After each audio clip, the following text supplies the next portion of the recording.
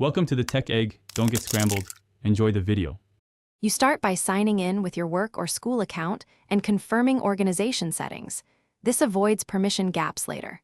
Once done, enable two-factor authentication to secure access. Install Teams on desktop and mobile so you can move between devices without losing context, and turn on notifications for priority channels only. Create or join a team and set a clear channel structure, projects, announcements, waterfall, so messages land where people expect them and work stays organized from day one. Now focus on meetings and collaborative work.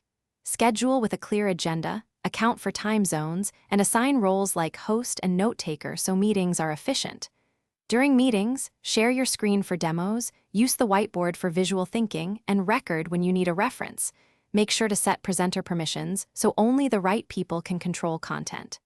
For ongoing work, keep documents in the Files tab, co-author in real time to reduce email, and rely on version history when you need to revert changes. To finish, tune notification settings per channel, pin critical channels, and use it mentions for urgent items so nothing slips through. Make a habit of reviewing Teams analytics to see activity, archive inactive teams to reduce clutter, and enforce retention policies to meet compliance.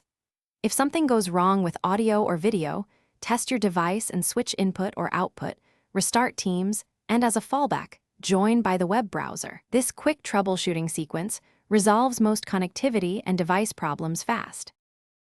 Thanks for watching. Consider subscribing if I helped unscramble your problems.